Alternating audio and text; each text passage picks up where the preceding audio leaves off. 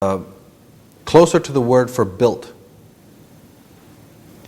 And the word Eden, in fact, may derive from Ea, Den, the precinct of Ea, because in the Sumerian mythologies, the head of Atlantis was called Ea, the god of the earth.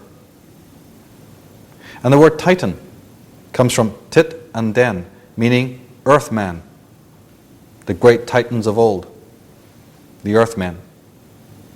Homo Atlantis was, of course, a remarkable individual, the likes of which one can only imagine. In fact, we are all descended from this remarkable being. Every human being that frequents the earth today is in some respect descended from Homo Atlantis, the original progeny of the visitors. Another term that might be used is only begotten. It was in Greek monogenes, and in Latin unigenetus. It was far from meaning only begotten. It meant that which was begotten of one parent, the father alone, not the offspring of the union of father and mother. So they're saying that it's a creature or a creation that is not of the sexes. It's from one parent alone. We have the prophet Enoch speaking of his own son Lamech. But look what words the book of Enoch chooses. I have begotten a strange son. He is not like an ordinary human being, but looks like the children of the angels of heaven to me. His form is different, and he is not like us. It does not seem to me that he is of me, but of the angels. Behold, I thought then within my heart that conception was due to the watchers and to the holy ones and the Nephilim, and my heart was troubled within me because of this child. Apuleius, the poet, the writer, he has a caption where he says, on some high crag, O king, set forth the maid. Hope for no bridegroom born of mortal seed, but fierce and wild and of the dragon breed. In the Epic of the Kings, from the poet Ferdowsi, we read that an Iranian king Sam is troubled over the strange appearance of his newborn son Zal. He says, no human being of this earth could give to such a monster birth. He must be of the demon race. Though human still in form and face, if not a demon, he at least appears a partly colored beast. Party colored or partly colored means a different colored beast. I think that refers more to the fact that he's a hybrid.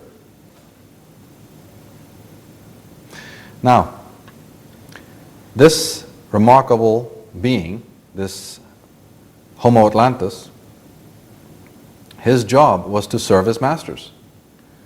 The continent of Appalachia, to which they went, they constructed the incredible citadel or city-state or precinct of Atlantis, and there they set to reign over the whole of the earth. And their servants, their slaves, their progeny, were to serve them in this. But there was a problem. Homo Atlantis, having both the alien DNA and the human DNA, had high intelligence. And a time came when he felt like he didn't want to be serving anymore. And during that period when they started to realize that they were being treated as servants and didn't want to continue serving, they decided it would be better to up and leave. And they did. And they left the precinct of Atlantis and migrated to another continent that we know today as the continent of Oceania or Lemuria. And this was what might be called the first great exodus of ancient times. Now, Lemuria was a continent that was speculated to be in the Pacific area or Pacific region of the world. But the word Lemuria means the land ancestral, the land of the ancestors. It comes from Mu or Muhadevi, the Hindu mother goddess. This goddess was the personification of Lemuria itself, the motherland of humanity. Shiva, her counterpart, is the great father of mankind. An Indian Tamil text, the Silapadarkan, or the Silapadarkaran, describes a lost continent in the Pacific and Indian Ocean that it calls Kamai Nadu, or Kamari Kandam, which means the dragon land of the immortal serpents. So the ancient tribes are talking about this land as the dragon land of the immortal serpents. There's that term again.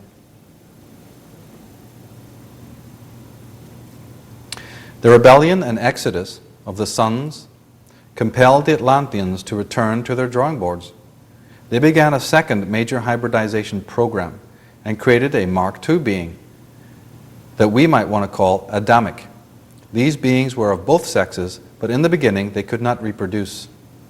They made excellent servants in the garden. So what we have is, after the exodus of the original sons of the serpent, the Homo Atlanteans, the original serpent masters, the visitors, the Nephilim, had returned to the drawing boards, and they created a second being to serve them, crossing DNA with the humans, the alien and the human DNA being crossed again.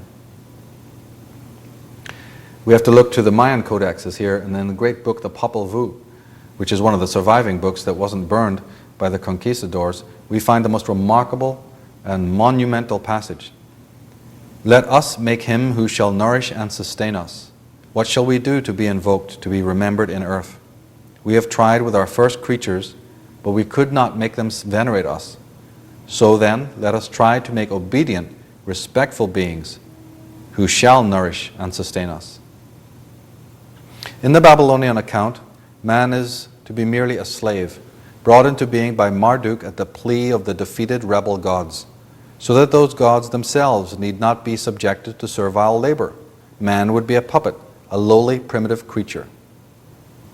In the epic of Atrahasis, which dates to about 1630 BC, found in the Assyrian library of Nineveh, in a similar vein to the Enuma Elish, one of the main ideals is to show why man was created by the gods.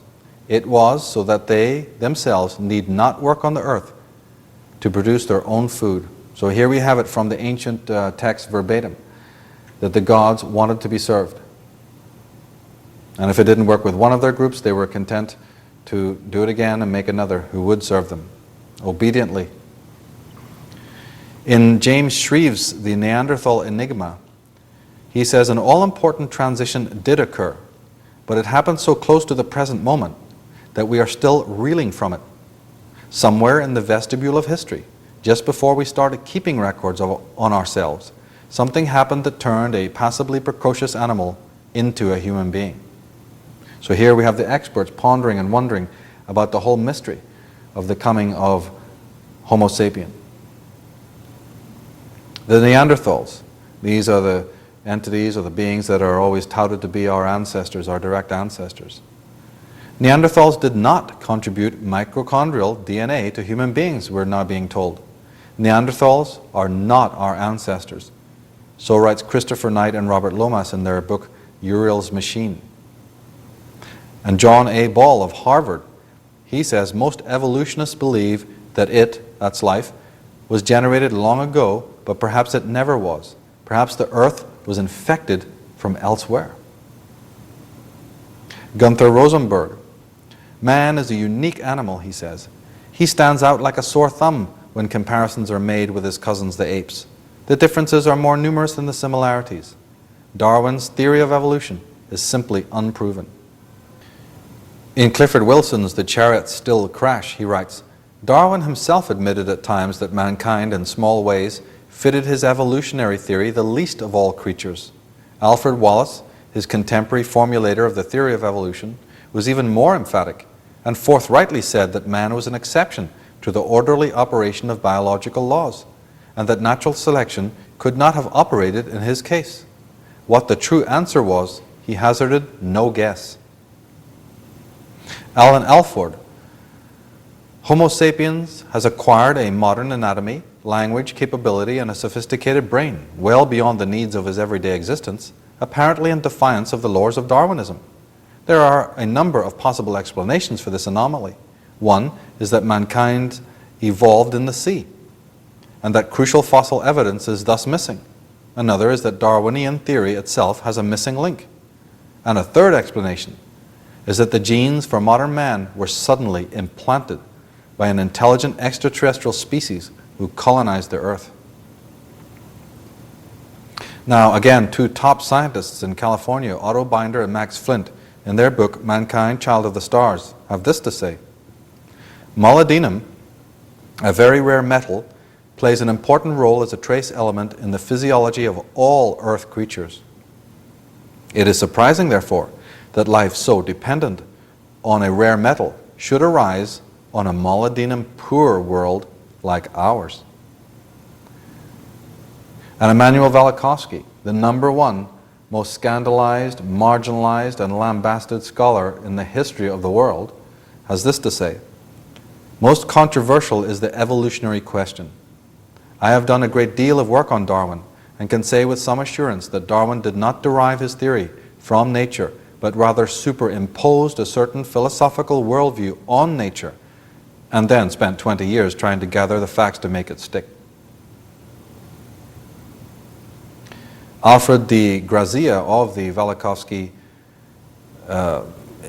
Institute or Society, he says, "What must be called the scientific establishment rose in arms not only against the new Velikovsky theories, but against the man himself. Efforts were made to block the dissemination of Dr. Velikovsky's ideas and to even punish supporters of his investigations. Universities, scientific societies, publishing houses, and popular press were approached and threatened. Social pressures and professional sanctions were invoked to control public opinion. There can be little doubt that in a totalitarian society, not only would Dr. Velikovsky's reputation have been at stake, but also his right to pursue his inquiry, and perhaps even his personal affairs." And that's absolutely factual. And one of the major scientists that was put onto the case of Velikovsky to totally try to refute all of his theories was none other than Carl Sagan. That was Carl Sagan's evening job, if you will, was to go around and harass and try to refute all the theories of Immanuel Velikovsky, and he was not able to refute any of them. Alfred A. Wallace, no less the co-founder, who discovered natural selection previous to Darwin, and with him was the founder of the evolutionist theory. But on reviewing the startling differences between Homo sapiens and other mammals, he realized that man was an exception to the rules of evolution. He amazingly wrote, "Some intelligent power has guided or determined the development of man." The famous Greek historian Herodotus, he says, key aspects, or Tony Bushby commenting on Herodotus says, "Key aspects of Herodotus's writings involve descriptions of advanced beings living on Earth, providing guidance and direction to local inhabitants." Now, according to Otto Binder and Max Flint, there are actually innumerable differences between man and the other primates. They delineate 312 physical differences, like the human female in heat without interruption. Man is the only truly hairless mammal. Only man cries copious tears. Man has delicate fingers and sensitive skin. The human skin has a slow healing rate, unlike other primates. Man lacks tooth gaps. Subcutaneous fat is found in humans only. Man has extraordinary facial mobility. Man has unique speaking apparatus. Man swallows slowly. Man has incredible eyes and seeing ability. And man makes sophisticated tools. And these are only a few of the extraordinary differences that can be found between the normal primates and the human creatures, the Homo sapien. They put it this way: Neanderthal man endured both cold and mild cycles with apparently equal success.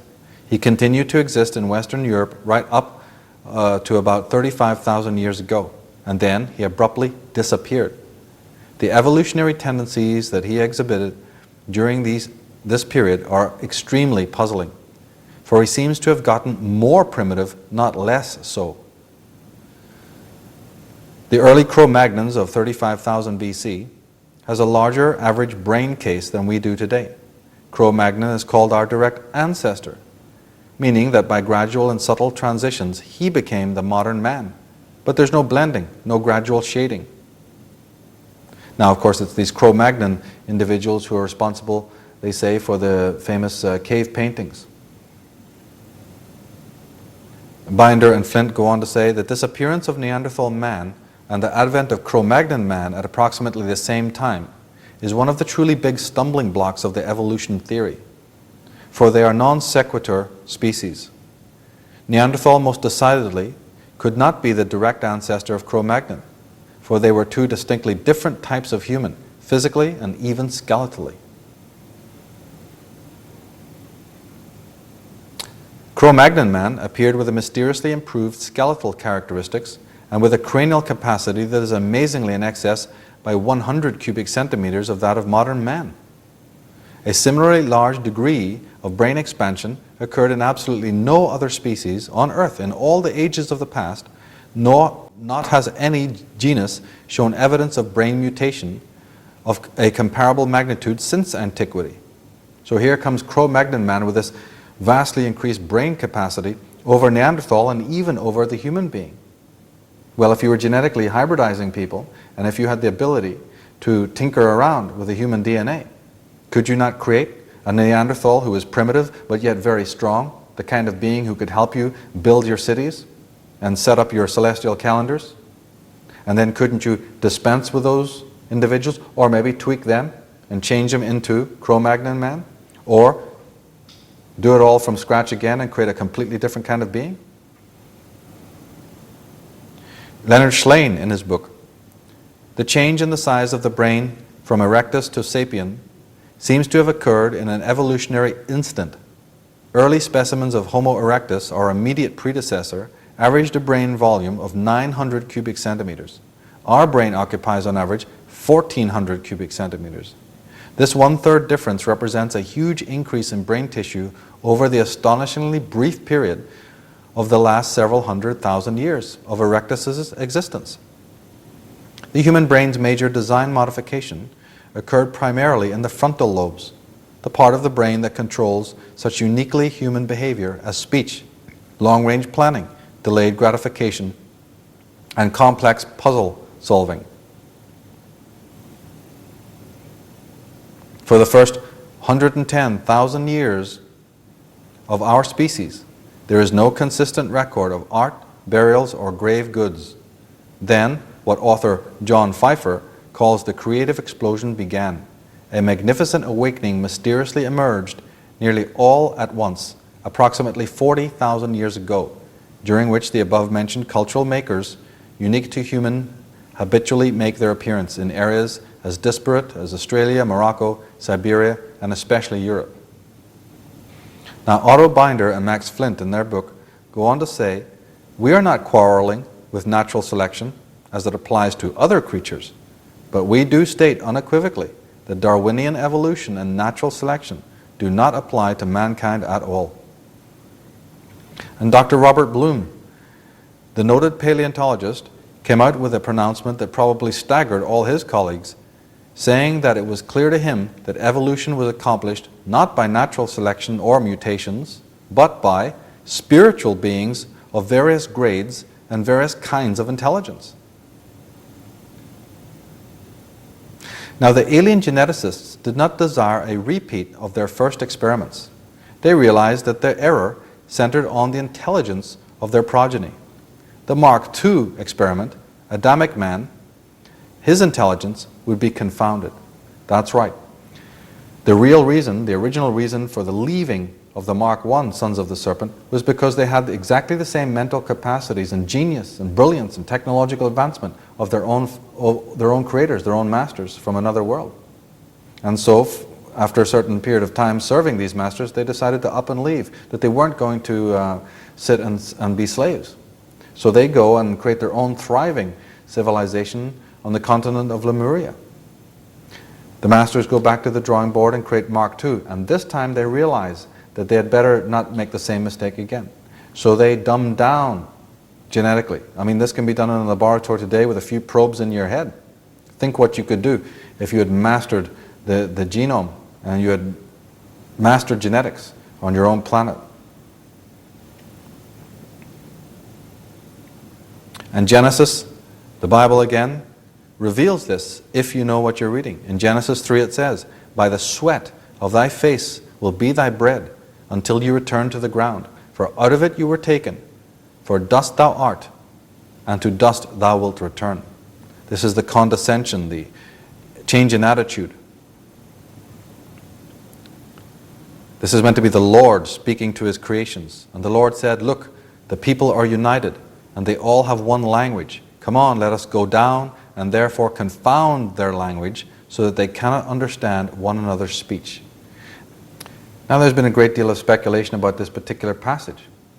What does it mean, and the understanding of the doctrines of religion, where they talk about the fall of the Babylon, and also about this us again, the appearance of this us. Let us go down and confuse the language. So rather than it being the confusion of physical language, I believe it has to do with the mix-up of the chemical soup, the DNA language of the genome and the chromosomes. This is the confusion that is being related to here. Now the euphemism in the Bible and in the scriptures to refer to this dumbed down state, this naive and artificially suppressed state, the euphemism used in the Bible to represent that is the word naked. Adam and Eve, the Adamic race, were sent into the garden, and as the Bible describes, they were sent in naked. This does not mean physically naked. This means intellectually naked. In Genesis 3, and the Lord God said, Behold, the man is become as one of us, to know good and evil. And now lest he put forth his hand, and take also of the tree of life, and eat and live forever. Now, of course, this is a very heavily debated passage from the Bible. It has that proverbial us again, let us go down and do something. But it also has this even more enigmatic statement, the tree of life. Let us go down and do something because man is about to eat off the tree of life. He's going to know good and he's going to know evil. How can you know those things unless you have high intelligence? So let's block that. Let's stop that. We can't have that. Let's go down and change things so that man, lest he eat off the tree of life, the tree of good and evil. But what is this tree? We have footnotes for every little detail in the Bible. And yet here, this most important motif that's well known in Christianity, that's in the first book of the Bible, there's so little debate, so little explanation of what the tree of life is actually meant to really represent. But when you take away the mystery, the proverbial mystery, it's then that you have true revelation.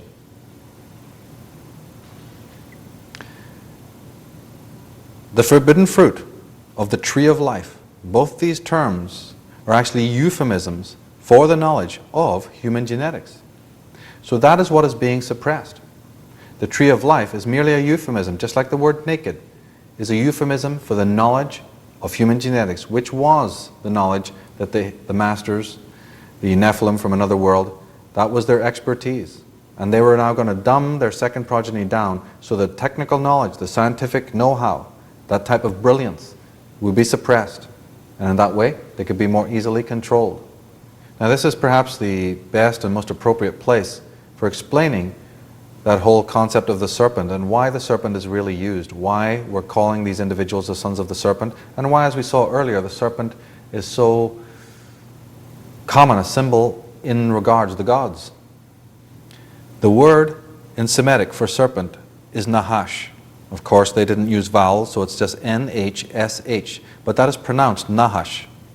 And it actually means to discover or to find out. And evidently, this refers to science.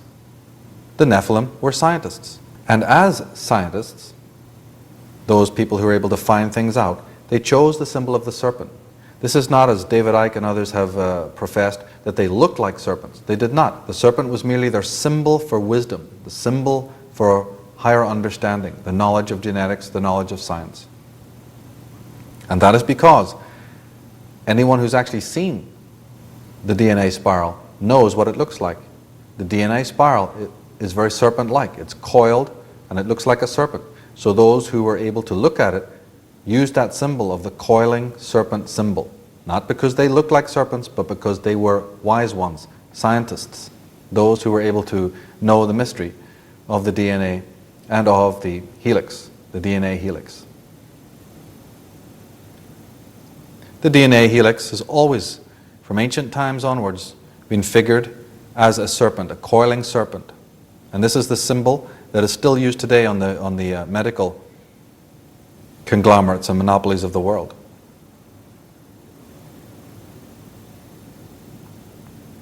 The twin serpents, or the tree, the motif of the tree.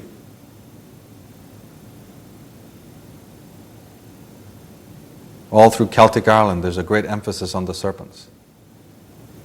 And here we have the Egyptian god on the right with the twin wands. This is Thoth, the god of wisdom. And he's raising the Ankh to the dead Pharaoh. And in Genesis 2 we read, "And the Lord God formed man of the dust of the ground and breathed into his nostrils the breath of life, and man became a living soul."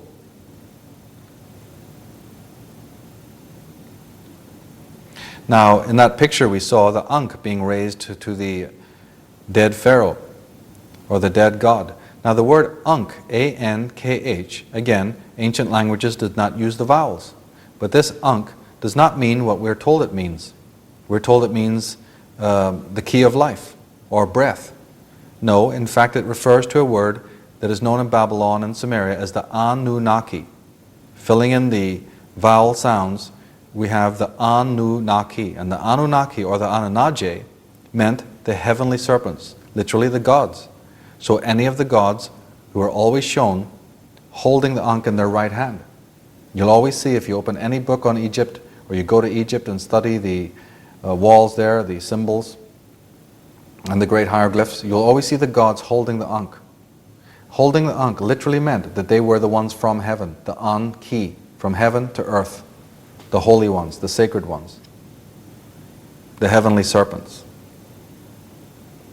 And of course, we only need to look in today's world to see incredible usage of this serpent. But the serpent is still to this day always used in conjunction with medicine and the science of genetics. So it's old, but it's also used today. It's very new. Here we have the whole thing on Time magazine. We not only have the primal couple, Adam and Eve, but we have the tree of life, and the trees are becoming DNA, helix, the spiral, and then in the middle we have solving the mysteries of DNA. The tree of life and the DNA. Is somebody telling us something here? And the word Adam, Adamic man, the word Adam comes from Adom, which means cut off or divided. There again, implying the idea that cut off and divided. This man is not whole. This man is divided within himself. Part of him has been shut down. There's a difference of agenda than they had with the first progeny. Cut off and divided. Leonard Schlein, recounting Plato's Symposium account, he says, Zeus gathered the gods in council to express his concern that these unusual creatures would one day challenge their hegemony. He was loath to exterminate them with his thunderbolts, though, because there would be no one to bring the gods offerings. He solved the problem by putting each creature into a trance and then splitting it down the middle. Upon awakening, each half only dimly remembered what it had been prior to being cleft in two. Zeus explained to the assembled gods and goddesses the cleverness of his scheme. These creatures would no longer pose a threat to the gods, because they would dissipate their considerable energy by spending the rest of their days searching for their missing halves. Well, it's a good policy if you can manage it. Divide a man and you can rule a man. It's so old it's new. And it started in ancient times. In the apocryphal book called the Apocalypse of Adam, we read this. Then God, the Demiurge, that's Sataniel, the ruler of the aeons and the powers, divided us in wrath. Then we became two aeons, and the glory in our hearts left us. After those days, the eternal knowledge of the God of truth withdrew from me and from your mother Eve. Since this time, we learned about dead things, like men. Then we recognized the God who had created us, for we were not strangers to his powers, and we served him in fear and slavery. When God had created me out of the earth along with Eve, your mother, I went about with her in a glory which she had seen in the aeon from which we had come forth. She taught me a word of knowledge of the eternal God, and we resembled the great eternal angels, for we were higher than the God who had created us, and the powers with him, whom we did not know. So here again, in an apocryphal book, that's a book that was left out of the Bible, they're talking about Adam's awareness that he was divided, cut off, and that there was one or more of gods, and that even he and Eve were higher than the gods. Now, the tree of life is often referred to as the tree of good and evil, but this term does not refer to anything esoteric like a lot of people think. It just simply refers to the tree of the good or the evil, or the tree of the good and or the evil. So the term does not refer to anything esoteric. It refers merely to the two contingents or races in residence upon this planet, both of whom were custodians and utilizers of the knowledge of genetics. So literally, the good or the evil. The Atlanteans or the Lemurians. Take your pick. Professor Auricio Nunes dos Santos, who's an expert on Atlantis, writes this: "The dragon represents the two races of Atlantis, who contend for hegemony everywhere. They are the twins of all mythologies, the two contending serpents of the caduceus, which devour each other in endless wars from the primordial ages down to the present day." And we know that if we study the Arthurian legends that King Arthur had that famous vision when he was in a cave beneath the earth.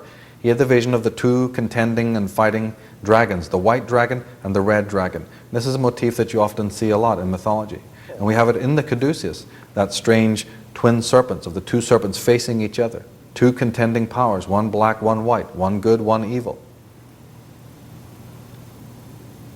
We can see this motif in the Mosaic as opposed to the Pharaonic, the great struggle of the Middle East.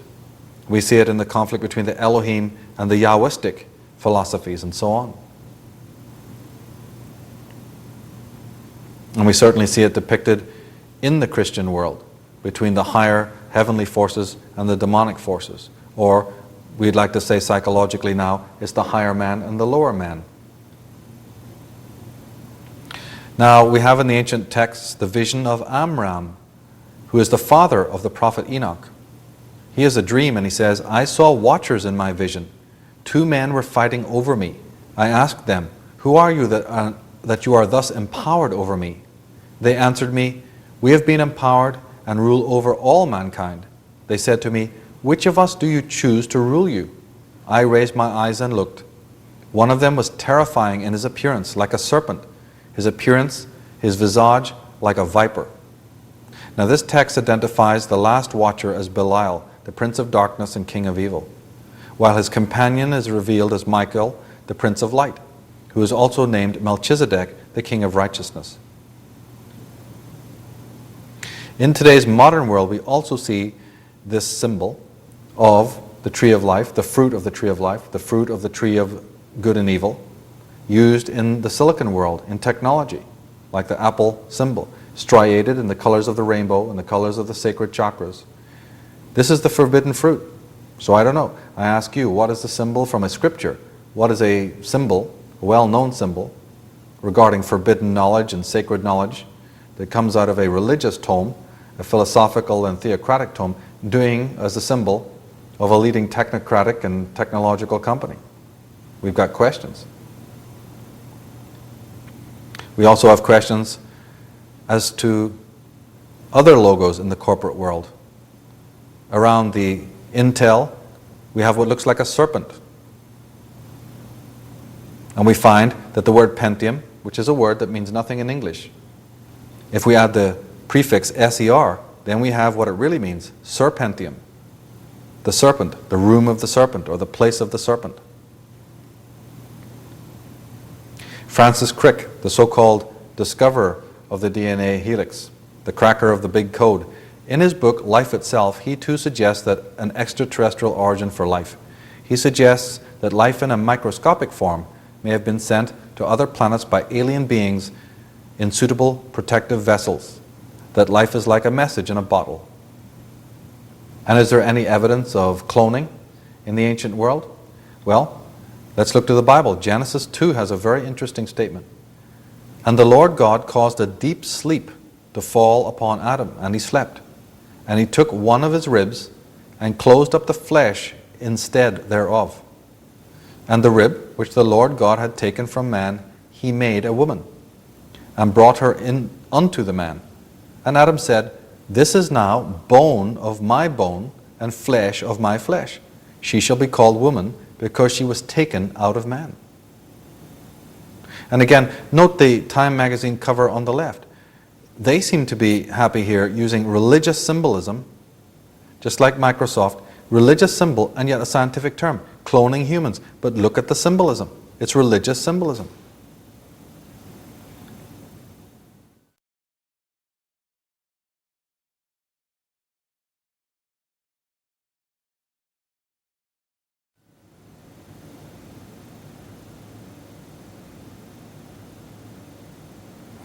We looked at earlier the reasons for the fall given by practitioners of the Judeo-Christian mythology. And of course, it starts at the beginning with Eve at the tree, the primal scene, and the entrance of the serpent, the tempter. John Milton in his Paradise Lost summarizes the scene for us in a very short stanza of man's first disobedience and the fruit of that forbidden tree whose mortal taste brought death into our world and all our lives with loss of Eden. So yes, the fall from paradise, the loss of Eden, the disobedience in the garden, again specifying Eve. This is the mythology that we're all subjected to in the modern age. It's lasted for 2,000 years. To refute it, we have to go back to the beginning. Now the Lemurians, those who were the first progeny of the Atlantean warlocks, Mark I man, Homo Atlantis, the sons of the serpent, they up and leave and form their own thriving civilization on a different continent, the continent of Oceania, or more commonly known as Lemuria. The Lemurians, the sons of the serpent, became aware of their creator's second experiments, and they had a dilemma, realizing that the race of Adam was in fact kindred to themselves. They both possessed human DNA. It was therefore decided that representatives would be sent to Atlantis to dialogue with the enslaved and dumbed down Adams and Eves. Thus, we have the story, corrupted later of course, of the serpent entering the garden. So here we have the real story of the serpent entering the garden. What would you do if you knew that one of your family, one of your cousins, somebody that you were bonded by blood, was being a servant in the very garden that you freed yourself from? Yes, you're all right. You're happy. But you have the intelligence to be monitoring what your forefathers are doing. And in the back of your mind, you know, yes, they're not just going to sit pretty with this. The sons, therefore, entered into the garden and spoke with their genetic cousins. They counseled them to throw off their chains of servitude and accompany them back to Lemuria, where they would be initiated into all that had been hidden from them. It is written that the Adams, well, they were resistant to the invitation. Fortunately, the response of the Eves was somewhat different. And so would yours be, because to say the least, the Lemurian children, the children of the firstborn, were remarkable beings indeed. Fully human, when all of that entails, with a close symbiotic connection to the earth and to the universe, and a high, razor-sharp intellect, an intelligence, a scintillating universal intelligence that grasps the finer sciences, a perfect being. The Eves were enamored by these individuals. They were strangely attracted to them. And, in short, the Lemurians came into the garden and said to their cousins, you are in servitude, you are dumbed down, and there's a lot that you should know. And if you come with us, we will awaken you. We will save you and we will awaken you, because just like Christ would later say in the New Testament, know ye not your gods, and what we can do, you can do also and more. Madame Helena Blavatsky, one of the greatest scholars the world has ever known, who looked into these matters, sums it up this way. The appellation Satan in Hebrew belongs by right to the first and cruelest adversary of all other gods, Jehovah, not in the serpent, which spoke only words of sympathy and wisdom. So here is the point of refutation clearly made. Here is the philosophy that refutes the entire Judeo-Christian paradigm from its outset. Not only is Eve not responsible, but we have even implicated Jehovah, the Father, as implicated. How can that be sustainable? Now, interestingly, we have evidence that the Lemurians came into the Garden of Atlantis, or made the trip. It's debated how they even knew in the first place what was going on. Did they send spies, or did they have some kind of seeing crystals that J.R.R. Tolkien seems to think that they had? But then when they approached the Garden of Atlantis, when they approached the continent of Appalachia, they actually came by way of spacecraft. Because let's not forget, the Lemurians were highly intelligent and had a thriving civilization of their own, both technically and spiritually. And they had the hardware. And when we read chapters like in Numbers number 9, and when the cloud was taken up from the tabernacle, then after that the children of Israel journeyed. And in the place where the cloud abode, there the children of Israel pitched their tents. Upon arrival to Lemuria, the Lemurians fulfilled their part of the bargain. They did awaken Adam and Eve to the subtler mysteries. And perhaps that also had to do with genetic awakening, some kind of tweaking of the DNA to turn on those centers that have been dumbed down. I mean, today we think we know all about DNA. Only 3% is known of the DNA. And the mysteries of the tree of life were given unto them. And we see this in the early codexes of the Maya. We see scenes of instruction, not only in the medieval and post-medieval painters, but also in the ancient mythologies. The person sitting under the tree to receive instruction from the shaman or the holy man, the arcane knowledge of the flame. All over the world we see the instruction of the serpent god to his neophyte. And always the image of the female together with the tree of life.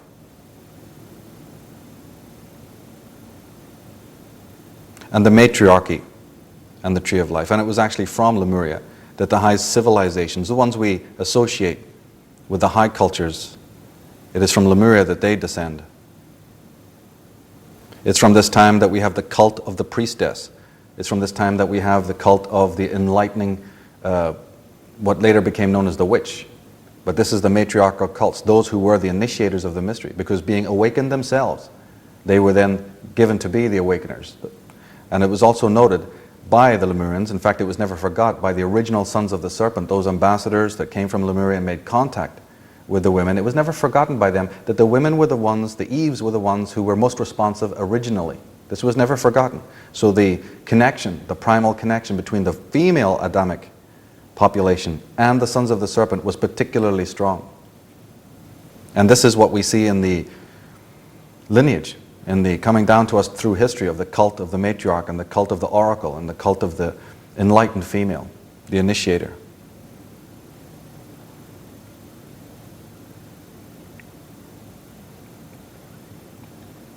It's very curious, in fact, that the Egyptian hieroglyphic for woman is a serpent. In other words, if you wanted to draw the word for woman in Egyptian, you would draw a serpent. It's as simple as that. Now, why that symbol of the many? So the women were the keepers of the gnosis, of the secret arts.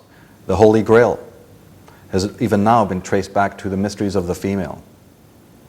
In fact, you again only have to look at the etymology. The word secret comes from the word secretion, which implies the biology of the female and the mysteries thereof. The Holy Grail was the chalice, the cup of enlightenment, which is represented by the womb and the waters of life. Now, on the reverse side, we also have the campaign against womankind, the subjugation, the marginalization. And still to this day, a woman can barely hold an office in any kind of clerical sense. Well, it's a long story, and it comes from before Genesis. But in Genesis 3, we read, "Because thou hast done this, thou art cursed above all cattle, and above every beast of the field. Upon thy belly thou wilt go, and dust shall thou eat all of the days of thy life." So this is the wrath. Well, of course, the Atlanteans wouldn't be too happy, would they? They're having to be slighted 3 times now. First, they get booted out of their own solar system, out of their own planets. They come to a planet which is devastated by cataclysm. They make a perfect servant who won't serve them. And then when they actually make the perfect servant who will, those servants are seduced away. So they're in a bad state. They're very unhappy. But all through time, we always find the symbol of the female and the serpent.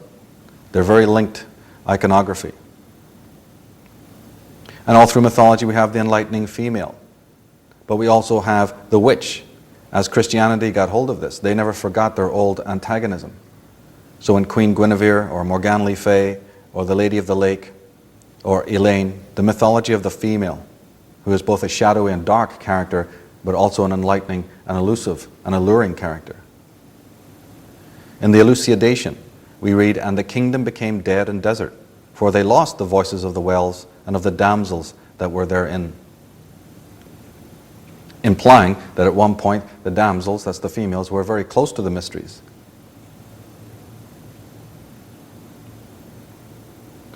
And by the time we move into the more modern eras, the thing has become very sordid. And the campaign of Christianity was to totally invert the image of the enlightening principle of the feminine. And we have the Medusa, and we have Delilah, the temptress, the destroyer of life. Leonard Shlain puts it this way in his fantastic book, The Alphabet versus the Goddess. He says, "When we look back across the historical time of patriarchy, there seems to be some terrible inevitability, a relentless desire to crush the female essence.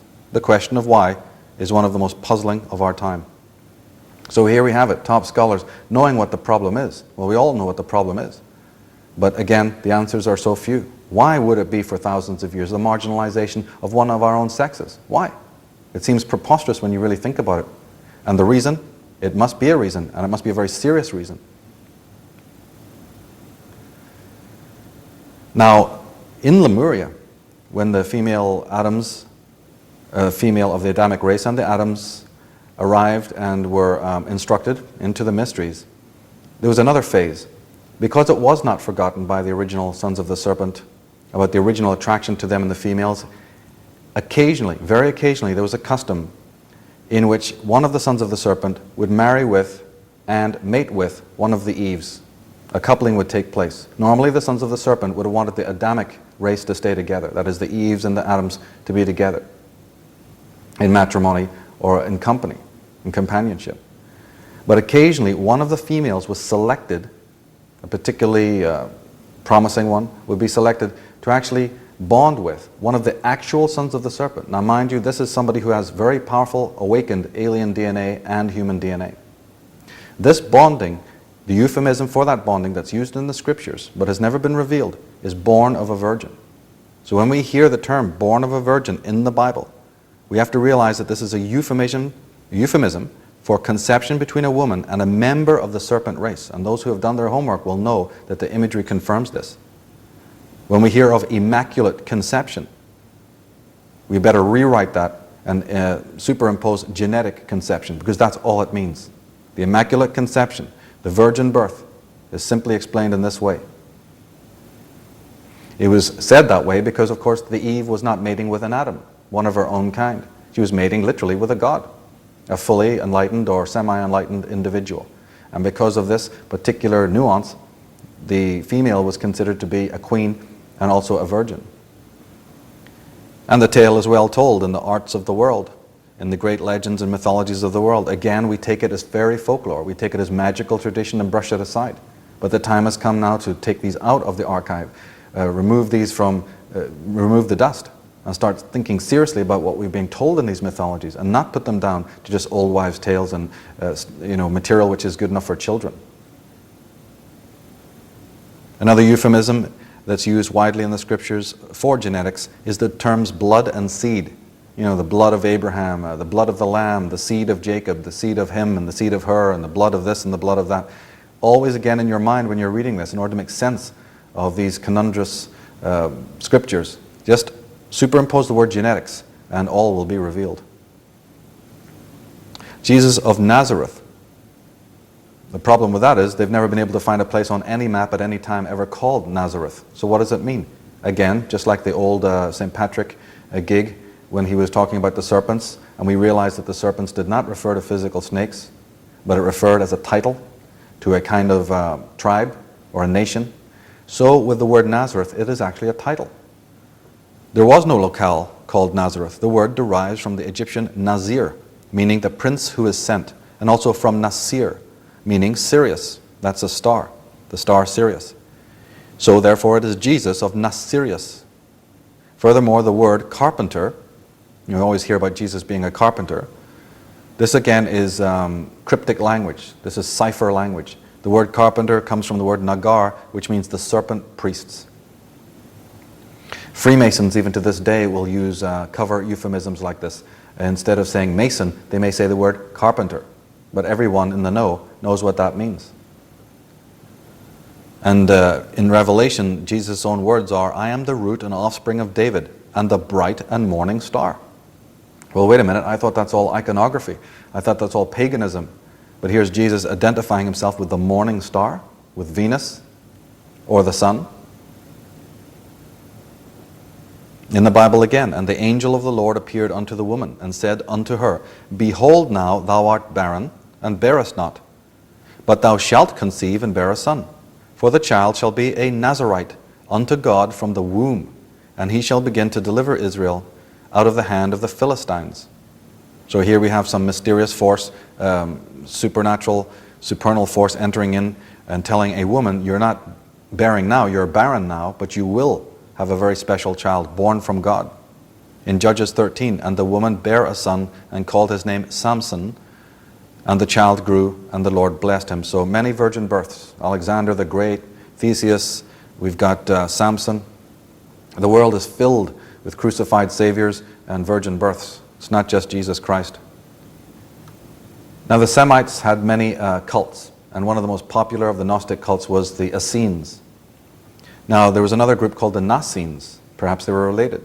Anyway, this Gnostic sect believed that the serpent was the moist essence of God.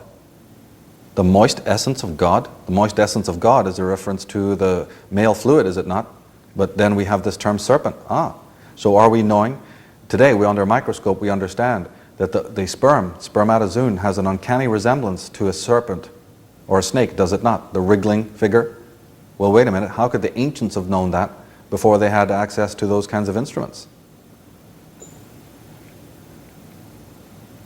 And is somebody trying to tell us something in modern art? In the corporate world? Here we have just one of the many logos that contain these kinds of ancient motifs. Virgin Atlantic. The two words alarm me from beginning. The word virgin and the word Atlantis or Atlantic.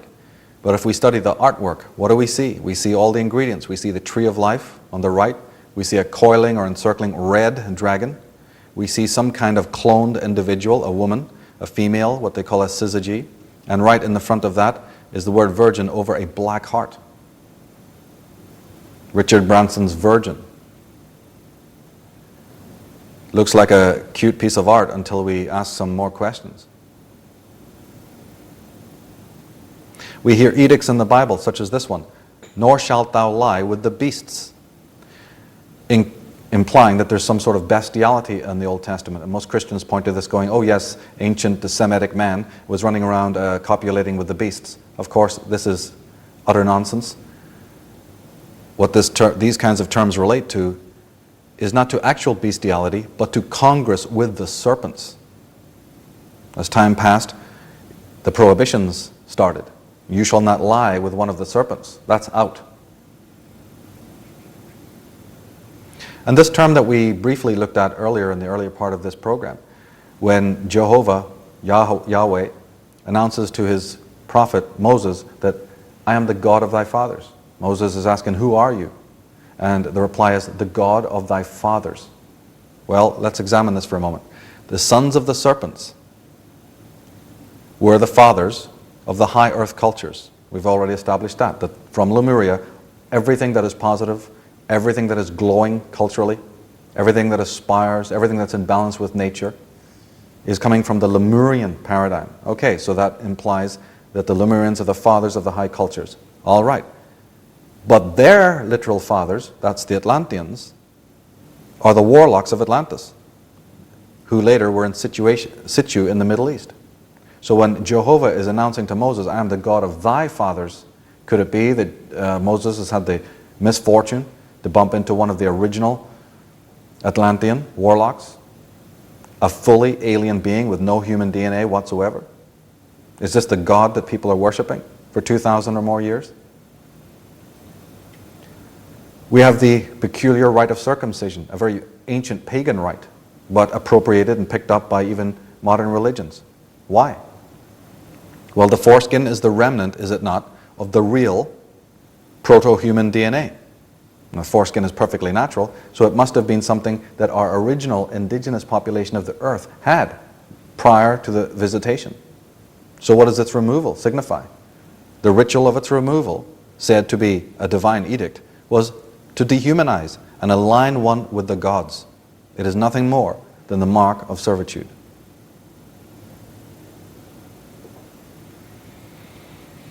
So, the Atlanteans turn around, or they wake up in the morning and there's no warm coffee, and the slippers are not beside the beds, and they suddenly discover that their Mark II progeny has been seduced away. You can imagine the state that they're in. There was a tremendous ire, a wrath that they had been snubbed again. And the result of this ire was the unleashing of a fully global thermonuclear war, what we might want to call an atomic war. And the myths, believe it or not, are replete with this. From Celtic Ireland when I was 13, I'm sitting reading information from my own legends pertaining to violence and war with super technological weaponry and so forth. Here from the Egyptian mythologies. So the gods were brought together. Ra addressed Nun. Behold, mankind who came from my eye have been scheming against me. Nun replied, O Ra, if your eye was turned against those, how greatly would they fear you? Hathor said, I have prevailed over mankind, and it is pleasant to my heart. Then Ra said, now that I am in control of them, do not reduce them any more. Behold it, the eye will be stronger than all the gods. It has mastered those who dwellest at the ends of the earth. It is sovereign over every god. This is spell 316 from the coffin texts. They will fall howling on their faces, and all mankind will cringe beneath you and your might. They will respect you when they behold you in the vigorous form which the master of the primeval gods gave you. So even in the Egyptian mythologies, we're hearing about a punitive god, punitive deities, holding man, their creations, in utter servitude and threatening to destroy them should there be any form of disobedience. In Revelation 12, and there was war in heaven. Michael and his angels fought against the dragon, and the dragon fought, and his angels, and prevailed not. And the great dragon was cast out, that old serpent, called the devil and Satan, which deceiveth the whole world. He was cast out into the earth, and his angels were cast out with him. O my people that dwelleth in Zion, be not afraid of the Assyrian. He shall smite thee with a rod, and shall lift up his staff against thee, after the manner of Egypt. O Assyrian, the rod of mine anger, and the staff in their hands is mine indignation. Scholars like Commons Beaumont have drawn attention to the fact that when you hear about the rod and the staff, these are actually weapons that is being referred to. In Samuel 4, woe unto us, who shall deliver us out of the land of these almighty gods? These are the gods that smote the Egyptians with all manner of plagues in the wilderness. There were the giants famous from the beginning, says the book of Baruch, that were so great of stature and so expert in war.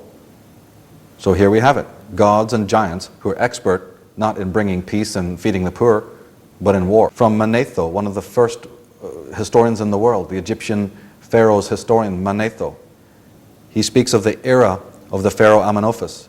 His was an intensely dramatic era which culminated in a prolonged war, the invasion of his country by vast and well-armed hordes, accompanied by meteorological events of a phenomenal character, and finally ended in the great catastrophe which destroyed him and most of his nation. Now this appears to be history of a later date than what I'm talking about. I'm speaking of something originally in the Garden of Eden 11 or more thousand years ago, and Manetho, of course, is writing a lot later, but we're going to soon see the answer to that. In the Ipuwer Papyrus, 1780 BC, we read, the land to its whole extent, confusion and terrible noise. For 9 days there was no exit from the palace, and no one could see the face of his fellow. Towns were destroyed by mighty tides.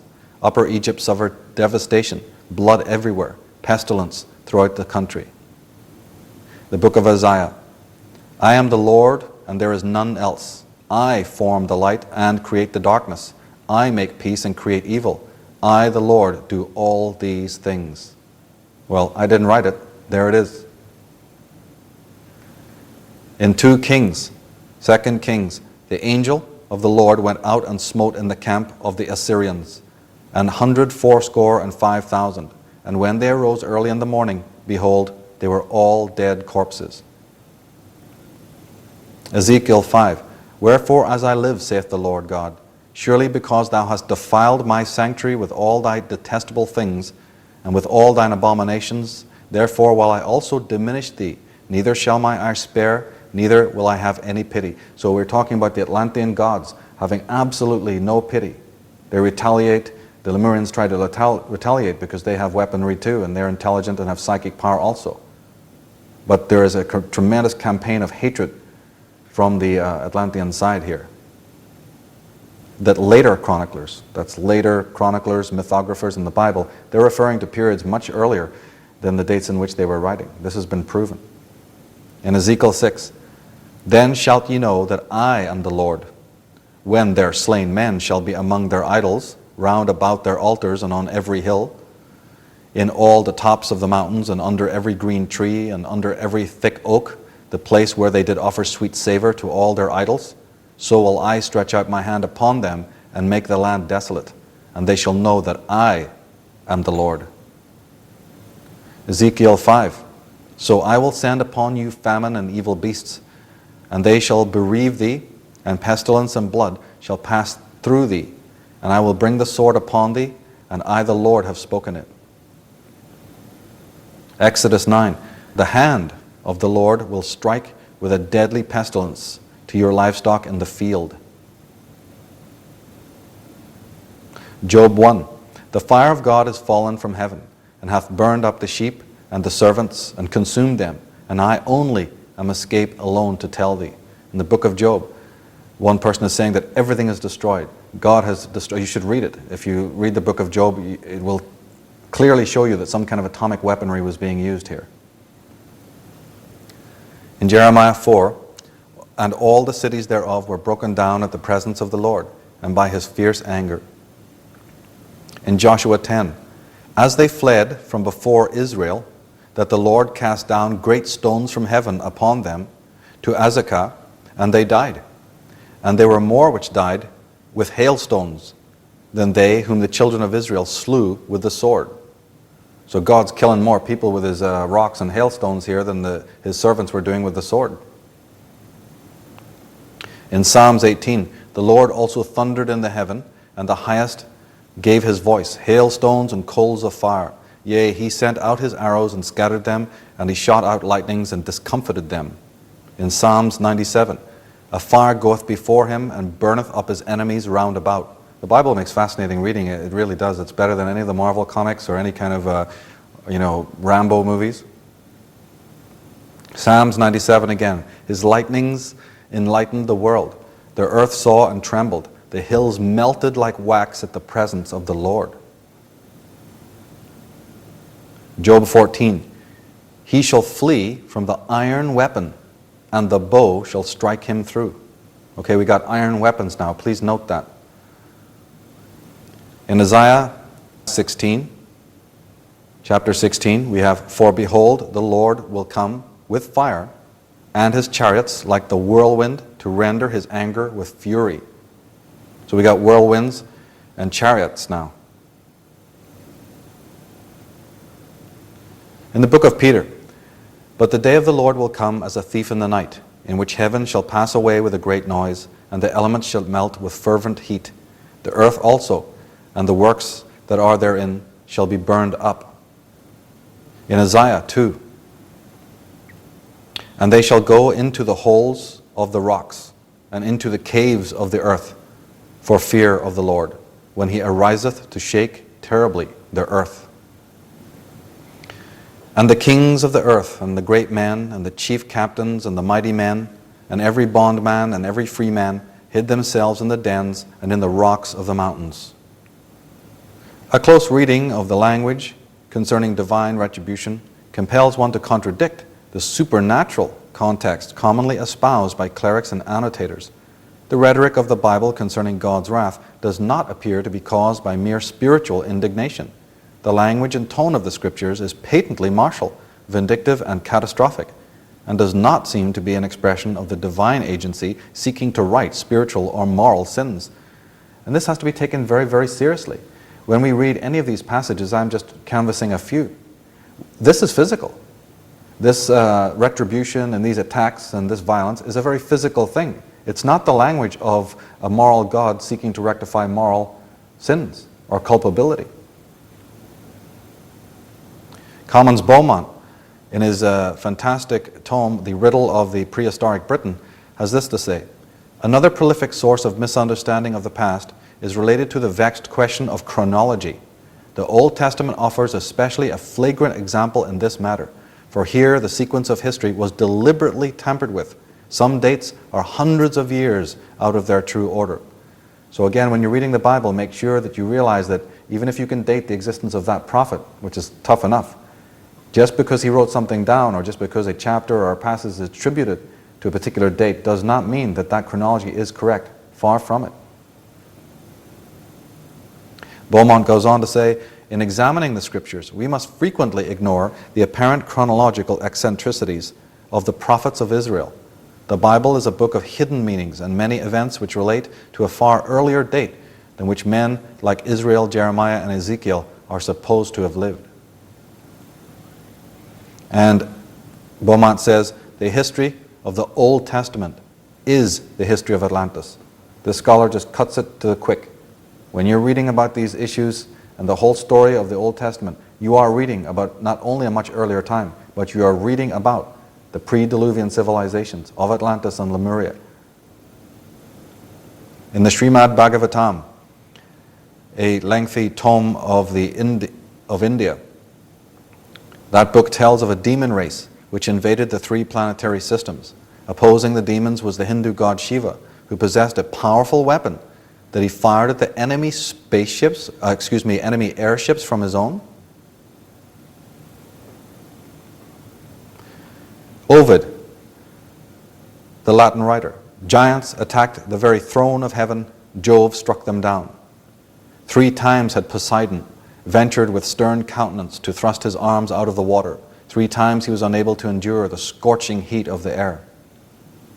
In the Norse Edda of the Teutons and the Scandinavian people, they have the great winters, the winter of the wind, the winter of the sword, and the winter of the wolf. The second winter is called the winter of the sword. Those of mankind left alive rob and slay one another for what is left to feed on. Brother slays brother, mighty battles occur in the world. In Alan Alford's Gods of the New Millennium, he writes, the people, terrified, could hardly breathe. Mouths were drenched in blood, heads wallowed in blood. The face was made pale by the evil wind. The Algonquian Indians, they have this to say: long ago, 2 powerful Manitos, that's 2 powerful gods, felt themselves insulted by the hero Wisaka. This put them into a fearful passion, and intending to kill their enemy, they raged and roared over the earth, which heaved and shook under their angry steps. The Tahoe Indians, there was a time when their tribe possessed the whole earth and were strong and numerous and rich, but a day came when a people rose up stronger than they and defeated and enslaved them. Afterward, the Great Spirit sent an immense wave across the continent from the sea, and this wave engulfed both the oppressors and the oppressed. But a very small remnant were surviving. So again, in the early legends, even though they're composite tales and they're sanctified by time, we always hear somewhat of the same refrain: 2 opposing groups, the intervention of gods, wrathful gods, heroes that are in opposition to the gods. The motifs may be the same, even though the individual treatment may be more colorful and different. The Persian legends in the Bundahis book, the Bundahis is a tribe, and the Persian legends, they say, on 90 days and nights the heavenly angels were contending in the world, and the confederate demons of the evil spirit. In the Siberian legends, northern Russia, in the beginning was the earth, but then a great fire arose and raged for 7 years, and the earth was burned up. Everything became sea, and the Tungas were consumed except a boy and a girl who rose up with an eagle in the sky.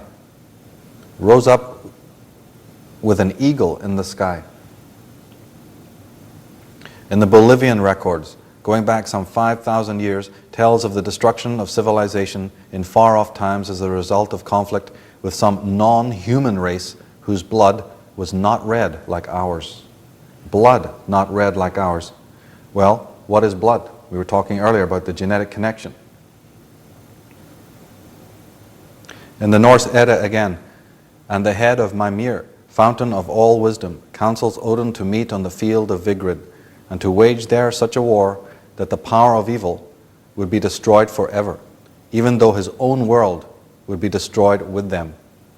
So the Skalds, that's the great Celtic and Teutonic Skalds, are saying that the war was so bad that they even contemplated destroying their own planet, the whole world, in order to be rid of the evil that they were fighting.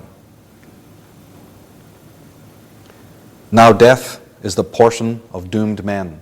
Red with blood the buildings of gods. The sun turns black in the summer after the winds whine. Earth sinks in the sea, the sun turns black. Cast down from heaven are the hot stars. Fumes reek, into flames burst. The sky itself is scorched with fire. Obviously this account is talking about the ferocity of the weaponry being used by both sides. Ignatius Donnelly, one of the first American authors to study and write on Atlantis, commenting on the book of Job, he has this to say: "It sounds like the cry not of a man but of a race, a great religious civilized race who could not understand how God could so cruelly visit the world." And this brings up a very important point. Here Donnelly is talking about the cry of the race. We talked earlier about the Elohim and the Jehovah and the Adams. It has to be understood that if we read the Bible in the personal, if we think Adam is just an individual and Eve is just an individual and the serpent is an individual, we're not understanding how these ancient myths work. When we read Jehovah or Elohim or Adam or Eve, we have to think race. We have to think multiplicities of people. Then the story unfolds correctly.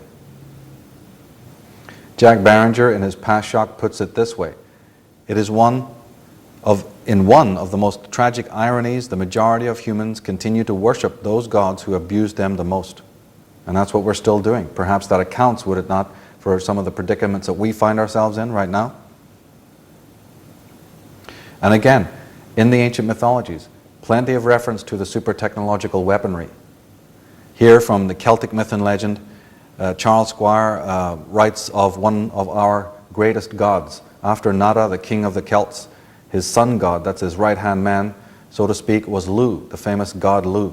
And of Lu he says, "He also had a magic spear, which he had no need to wield himself, for it was alive and thirsted for blood. When battle was near, it was drawn out. Then it roared and struggled against its thongs. Fire flashed from it. It tore through and through the ranks of the enemy, never tired of slaying." So again, 50 years ago, 25 years ago, this may have seemed just like mythology, just like folk tales, not worth paying attention to. But today, as our own technology advances, we can revisit this. Does this not sound like a heat-seeking missile or heat-seeking weapon? As we progress into the future, we can now look back with more clarity to the mythologies of the ancient world. In Zechariah 9, "And the Lord shall be seen over them, and his arrow shall go forth as the lightning. And the Lord God shall blow the trumpet, and shall go with whirlwinds of the south." In Proverbs 20, "A wise king scattereth the wicked, and bringeth the wheel over them." Jeremiah 30, "Behold, the whirlwind of the Lord goeth forth with fury, a continuing whirlwind. It shall fall with pain upon the head of the wicked." Exodus 7, "And Moses and Aaron did so as the Lord commanded, and he lifted up his rod and smote the waters that were in the river, and all the waters that were in the river were turned to blood." One of the greatest sources for this kind of testimonial of ancient times is the Hindu tome, the Mahabharata. But any Hindu scholar will tell you that the dates given for the Mahabharata are far too recent. This tome could be, they speculate, as old as 6,000 years. From the Mahabharata, we read this: the Subha clung to the sky at a league's length. He threw at me rockets, missiles, spears, spikes, battle axes, three-bladed javelins, flamethrowers, without pausing. The sky seemed to hold 100 suns, 100 moons, and 100 myriad stars. Neither day nor night could be made out, or the point of the compass. In the battle of the Mahabharata, the warrior king Arjuna was disturbed about the fact that so many would perish. His god and counselor, Lord Krishna, replied to Arjuna's remonstrations, saying, "Fear not to kill those before you, for they are already dead." This is the most mysterious comment and has caused a great deal of debate. Already dead. Not fully human, perhaps?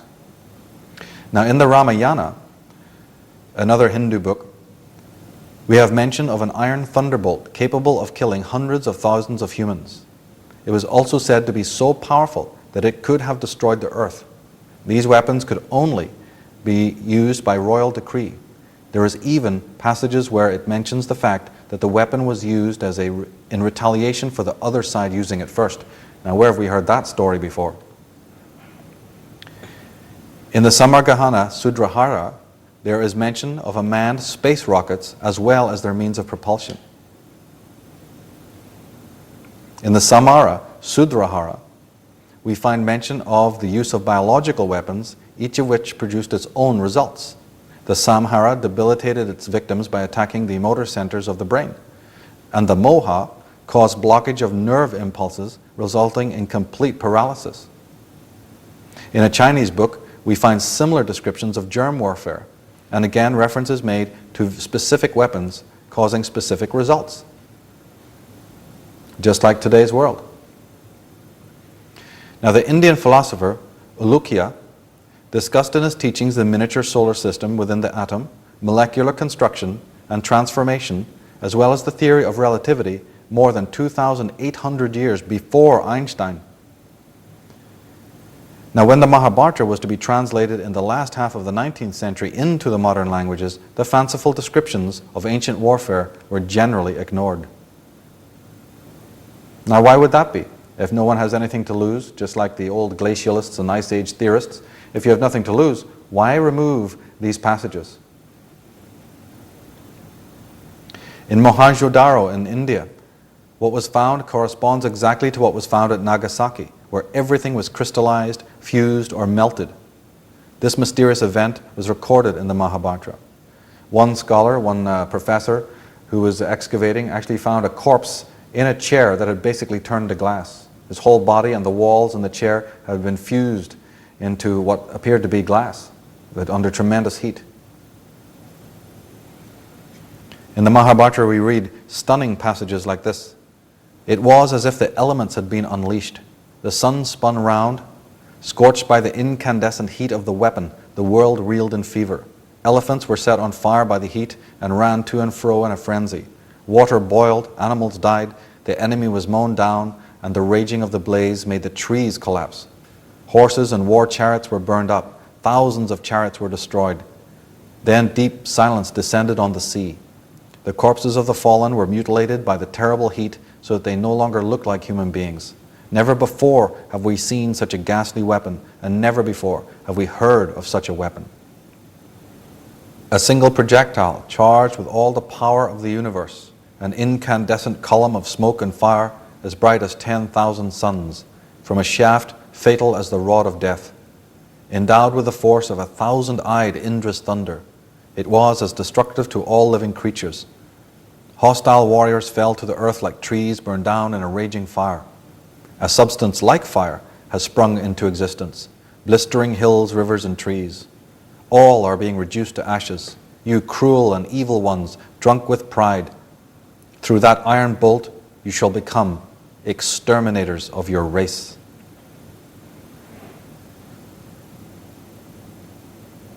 From Pratap Chandra Roy's translation of the Mahabharata in 1889, we read, Gurkha, flying in his swift and powerful Vimana, hurled against the three cities of the Vrishis and the Andhakas a single projectile charged with all the power of the universe. It was the unknown weapon, the iron thunderbolt, a gigantic messenger of death, which reduced to ashes the entire race of the Vrishnis and the Andhakas. The corpses were so burned as to be unrecognizable. Their hair and nails fell out. Pottery broke without apparent cause, and the birds turned white. After a few hours, all foodstuffs were infected. To escape from this fire, the soldiers threw themselves in streams to wash themselves and their equipment. This weapon was so feared that, in great distress of mind, the king had the bolt reduced to fine powder and thrown into the sea. Even with these precautions, people's hair and fingernails fell out overnight.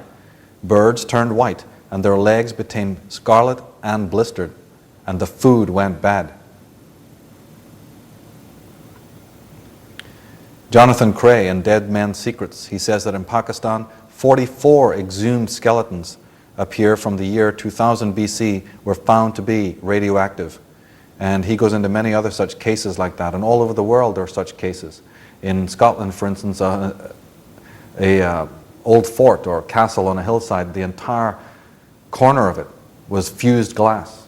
They're finding 14-inch thick glass under the Syrian and Iraqi desert to this day. There is good reason to believe that the terms Sodom and Gomorrah actually relate to Atlantis and Lemuria. We read, "Then the Lord rained upon Sodom and upon Gomorrah brimstone and fire from the Lord out of heaven.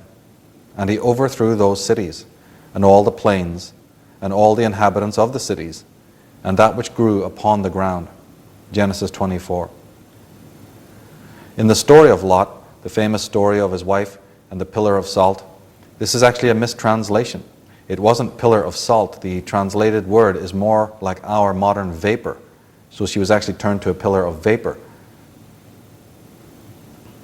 In Charles Berlitz' Atlantis, the Eighth Continent, he says, after finding layers of Babylonian and Sumerian artifacts, the archaeologist had passed through 14 feet of clay, which indicated a prolonged flood. Below this strata was reached a level of fused glass, the same kind found at Alamogordo in Texas after the A-bomb blasts. In western Scotland, there's a fort that has one of its sides completely fused into glass, and the same manner. It had received some intense heat, but it was not lightning. Now, Frederick Soddy, no less, this is one of the greatest physicists that ever lived. In his book, The Interpretation of Radium in 1909, he is commenting on the Mahabharata and says, "Can we not read in them some justification for the belief that some forgotten race of men attained not only the knowledge that we have so recently won, but also that power that is not yet ours? I believe that there have been civilizations in the past that were familiar with atomic energy, and that by misusing it, they were totally destroyed." Now, a theoretical physicist and supervising scientist of the Manhattan Project, Robert Oppenheimer, who is familiar with ancient Sanskrit literature, was giving a lecture at Rochester University when a student asked a question to which Oppenheimer gave a strangely qualified answer. And the questioner stood up and said, "Sir, was the bomb exploded at Alamogordo during the Manhattan Project the first one to be detonated?" Now that's a peculiar question in itself. Perhaps this person was familiar with the nuances of the ancient world. So he asks this peculiar question to Dr. Robert Oppenheimer. And Oppenheimer's answer is even more perplexing. "Well, yes, in modern times, of course." Now, Professor Hermann Oberth, this is literally the father of rocketry and was the German rocket scientist expert during the period of the Nazis. He says, "We cannot take credit for our record advancement in certain scientific fields alone. We have been helped by peoples of other worlds." And then we have etymology again. We have the word typhoon, which relates to a very strong, powerful whirlwind that is destructive in its nature. This word actually comes from typhon, or the Typhonian beast. Typhon was the great serpent. And the word hurricane, as we saw earlier, cane is the word for the serpent. It's one of the earliest terms for the serpent, just like Cannes in south of France, Cannes Film Festival. Hurricane, the shaking of the serpent, a fierce wind. So in all the mythologies of the world, we hear about the fighting, the conflict of the demon race against the high ones. The Mahabharata, the Celtic legends, and the War of Troy are all meant to have gone on simultaneously, in fact, in history.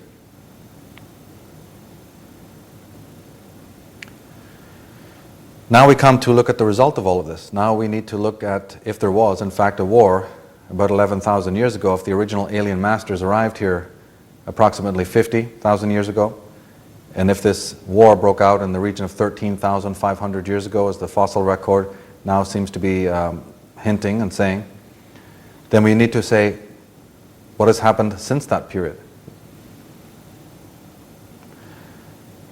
And we find that there was an unforeseen variable.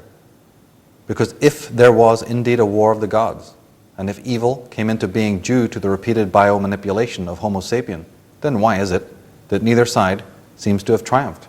That's right. How come it is that we're here 13,000 or 11,000 years later debating this problem, debating this question? Because, say the Atlanteans had won and evil had triumphed, we certainly wouldn't have been sitting here contemplating the question. We wouldn't have this inner dichotomy as good versus evil. And if the other side had won, the Lemurians had conquered, we'd all be living in peace and happiness and tranquility. So why are we not? Why 11,000 years later? A huge, vast expanse of time between where we are now and these events that we're referring to here. How come this problem still persists and has never been resolved? This is the stumbling block for most of the scholars and researchers. And the reason is quite startling. The reason, the unforeseen variable, that event that delayed the denouement was none other than a polar shift of the Earth, a pole shift of the axis of the Earth. And again, where do we turn for the information regarding this polar shift? To the mythologies of the world. Now, Allen and Dallaire, in their book When the Earth Nearly Died, they say that studies have shown that about 10,178 BC, or over 12,000 years ago, the celestial pole was inclined at an angle of 30 degrees from its present position.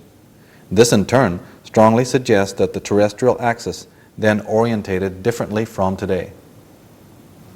The gigantic worldwide tectonic disturbances of the late Pleistocene times occurred almost simultaneously on a near unimaginable scale, precisely what could be expected from a powerful external influence, but not from the Ice Age conditions conventionally believed to have existed then. Significantly, a drop in the strength of the Earth's magnetic field appears to have occurred sometime between 13,000 and 12,000 years ago, attended by various other important changes including earthquakes, volcanism, water table fluctuations, and large-scale climactic variations. Of these, severe earthquakes in particular may even induce axial wobble and polarity reversals. So they're talking about the comets, they're talking about the possible destruction of Tiamat that we looked at earlier. They're talking about Tiamat's water by pouring artificially into our Earth, onto our Earth. That may have precipitated a polar wobble or a pole shift. Edmund Halley, after Halley's Comet, he was the first modern scientist to account for the deluge by polar displacement. When he first argued his case before the Royal Society of London in 1692, the revelation was so startling that his paper was not published until 30 years later. We are not talking about something small here. We're talking about the Eiffel Tower stuck headfirst in Georgia. We're talking about rocks the size of cathedrals charging through the air and landing thousands of miles away from where they are. We're talking about seas emptying out of their basins and so forth. This is a calamity the likes of which the Earth had never seen. This is not something that even approximates the first deluge. Water pouring in from another planet that's just been destroyed, that's one thing. It causes tremendous upheaval in the world. But maybe after a few hundred years, there's a semblance of normality returns. But pole shift, that's quite something else again. The destruction that would come with such an event can hardly be estimated. In Celtic mythology, Albion, that's the British Isles, England, Wales, Scotland, and so on, they have been referred to as the Fortunate Isles or the Blessed Isles because it was known by the ancestors that they had survived such travesties. In the book of Enoch, Enoch is saying, I saw in a vision how the heavens collapsed, and when it fell to earth, I saw how the earth was swallowed up in a great abyss, and I lifted up my voice to cry aloud and said, the earth is destroyed. Larry Brian Radke, in his book Astronomical Revelation, says, "And the pillars of heaven were broken. The earth shook to its foundations. The heavens sunk lower towards the north. The sun, the moon, and the stars changed their motions. The earth fell to pieces. And the waters enclosed within its bosom burst forth with violence and overflowed it. The grand harmony of nature was disturbed." Now, Brian Radke and some of the other scholars are happy to tell you that these events that they have researched and they know existed and they know occurred, but they're looking to comets and to other natural phenomena. And my thesis, in my work, in my reading of the text, these events were precipitated by human error and by human interference. In Chinese mythology, over 2,000 years BC, in ancient times, Kung Kung strove with Chuan Shu for the empire. Angered, he smote the unrotating mountain. Heaven's pillars broke. The bonds of the earth were ruptured. Heaven leaned over to the northwest. Hence, the sun, moon, and stars and planets were shifted in the southeast. Well, that's right. Any kind of axial wobble, any kind of pole shift, if anyone even survives this, they're certainly not going to be seeing the same heavens, the same stars, the same positions of the luminaries. Everything will be seen to be in chaos. Absolute confusion will reign. Clifford Wilson, in Chariots Still Crash, "So terrible was the storm that even the gods afeared at the deluge. They took flight and went into the heaven of Anu. Cowered they like dogs and crouched down at the outer defenses." Well, of course, you can imagine that the gods who unleashed this war weren't prepared for this. They didn't realize that the ferocity of their own weaponry would precipitate a pole shift, would precipitate an axial wobble, would precipitate the moisture of the air being completely incinerated, which would then affect the magnetic shield of the earth and the Roche limit, which then in turn would attract some more of the debris that was already out there from Tiamat. So again, more ice, more rain falling to the earth. Now, the word Atlas in Greek actually means the one who could not withstand the skies. And in Sanskrit, Atlantis or Atlas means deprived of its pillar, the bottomless, sunk to the bottom. Poseidon, this is the famous god, of course, of the ocean, but specifically he was the monarch of Atlantis. Po comes from the word Sirius, and Don, the lord of. And he was known as the creator of men, but also as the god of earthquakes. So here in one mysterious word, Poseidon, we have the whole story being told. Poseidon is the god of the waters. Poseidon is the god of Atlantis. But Poseidon is the earth shaker, the one who brings the earthquakes upon mankind. And his name means the Lord of Sirius, meaning from another place, from the stars, from the outer worlds.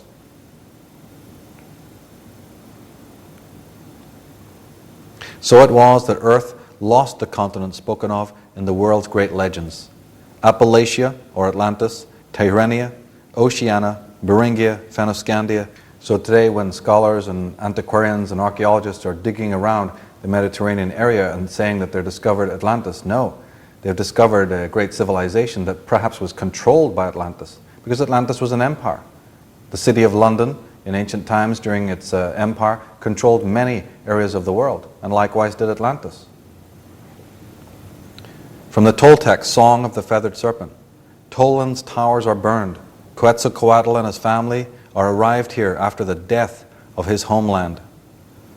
From the Hopi Song of the Flood, down in the bottom of the sea is the proud cities and the worldly treasures corrupted with evil. From Ezekiel 17, though you be sought for, yet shall you never be found again.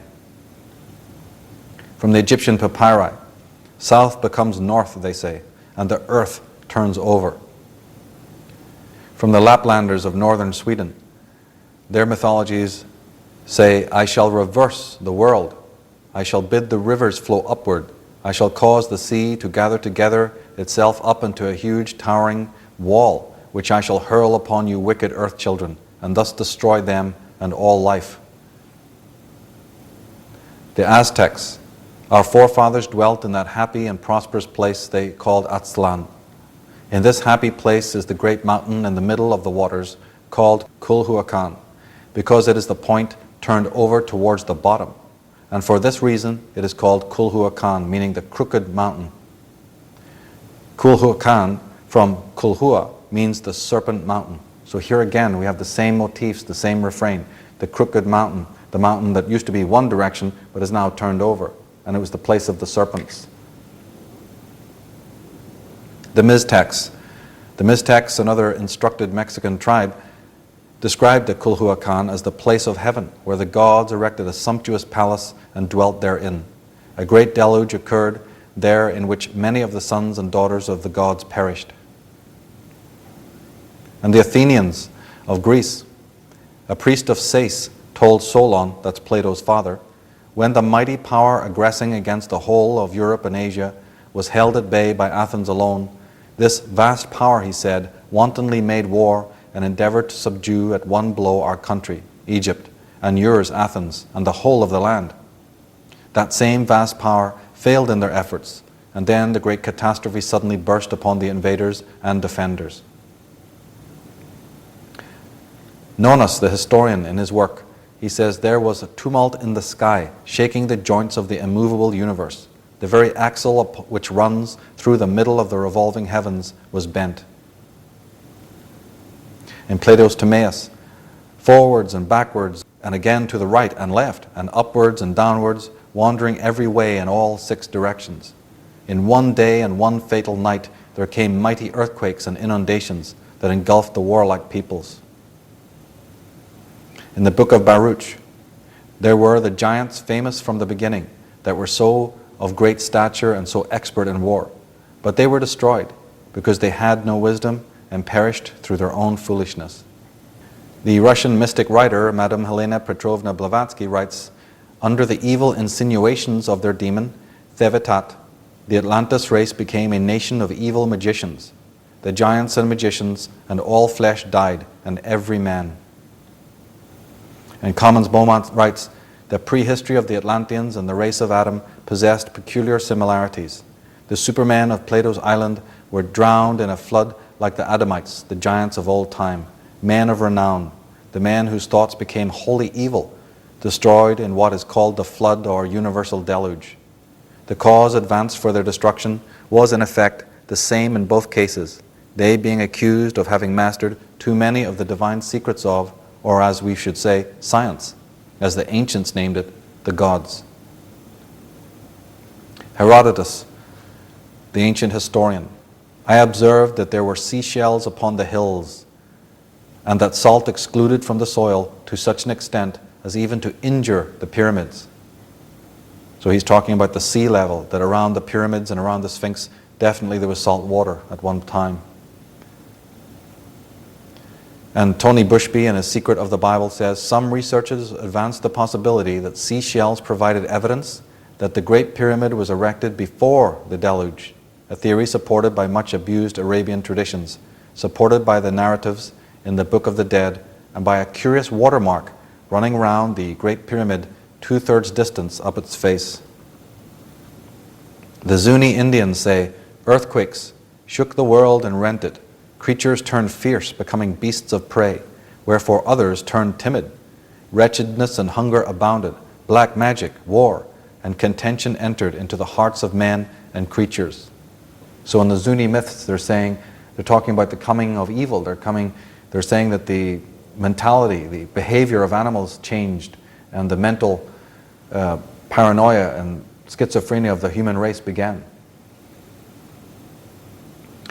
In the book of Habakkuk, the sun and moon stood still in their habitation. At the light of thine arrows they went.